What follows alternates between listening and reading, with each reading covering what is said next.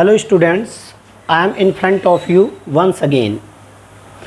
जैसा कि आप जानते हैं कि हम टेंस कर रहे हैं, आज आप करने जा रहे हैं पास्ट परफेक्ट टेंस। ये टेंस थोड़ा सा आपको टफ होगा, लेकिन जो पार्ट अभी आप वाइट बोर्ड पर लिखा हुआ देख रहे हैं ये ज़्यादा टफ तुम्हारे लिए नहीं है, क्योंकि इसमें आप एक ही बिल्कुल कंडीशन होगी। जैसा आपने प्रेजेंट परफेक्ट किया था वैसे ही पास्ट परफेक्ट है।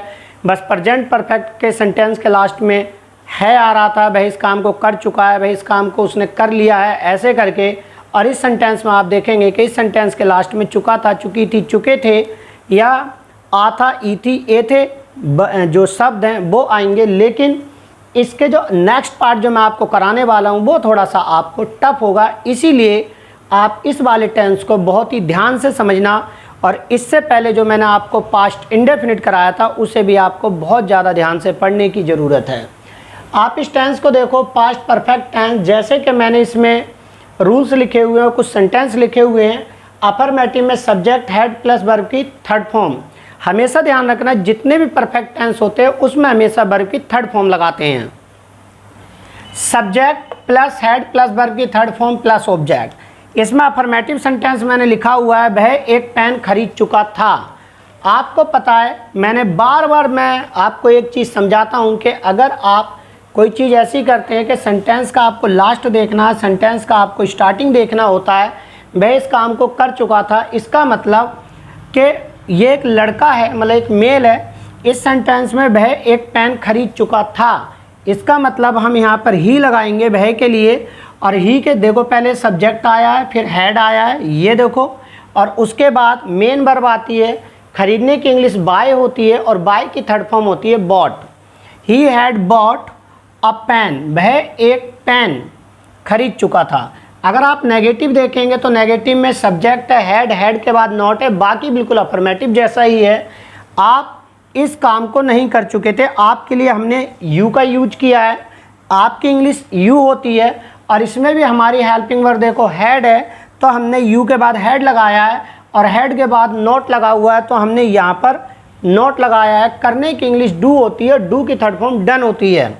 आप इस काम को नहीं कर चुके थे, you had not done this work, इस काम को दिस वर्क। अब हम इंट्रोगेटिव देखते हैं। देखो, मैं आपको कई बार बता चुका हूँ, इंट्रोगेटिव हमारे दो तरह के होते हैं। एक तो वह होता है जिसके सेंटेंस के शुरू में क्या आता है और हम क्या के लिए उस टेंस की जो हेल्पिंग वर्ब होती है हम उसे ही स्टार्टिंग में लगा देते हैं।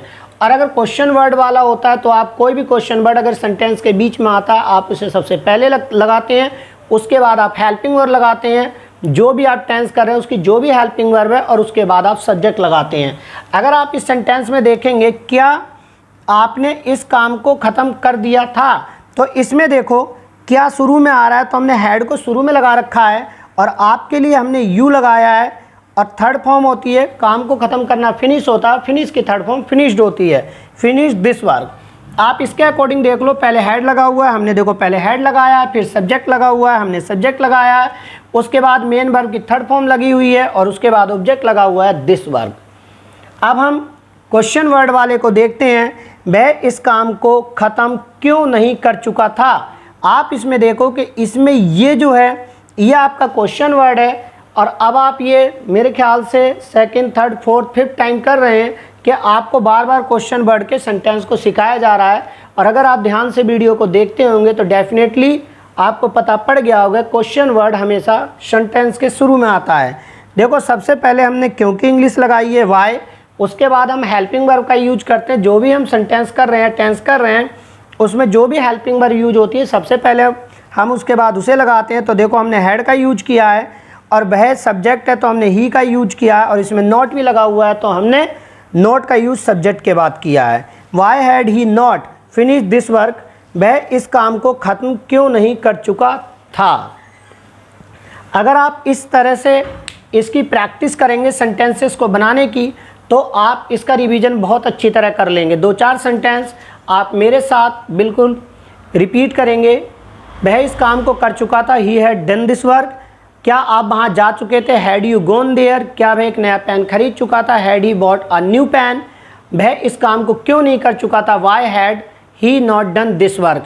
आप उससे इस बारे में बात क्यों नहीं कर चुके थे, why had you not talk to him about this. तो जब आप इस तरह से प्रैक्टिस करेंगे तो आपको एक प्रैक्टिस में आ जाएगा। और एक चीज़ मैं आपको बताना चाहता हूँ कि इससे जो हम इसका नेक्स्ट पार्ट करेंगे वो आपको थोड़ा सा टफ लगेगा, क्योंकि उसमें आप बाद या पहले वाले सेंटेंसेस को सीखेंगे जिसमें बाद या पहले वर्ड आता है, और वो आपको थोड़ा टफ लगेगा। लेकिन अगर आप उसके लिए पास्ट सिंपल टेंस और उसके बाद पास्ट परफेक्ट टेंस करके रखते हैं तो वो आपको बिल्कुल भी टफ नहीं लगेगा। इसलिए मैं आपसे यही कहना चाहूँगा कि आप उसे ज़रूर देखना, रिवाइज करना उसका, और आप उसे अच्छी तरह पढ़ना, तभी आपको इसका नेक्स्ट पार्ट समझ में आएगा। Thank you for watching this video.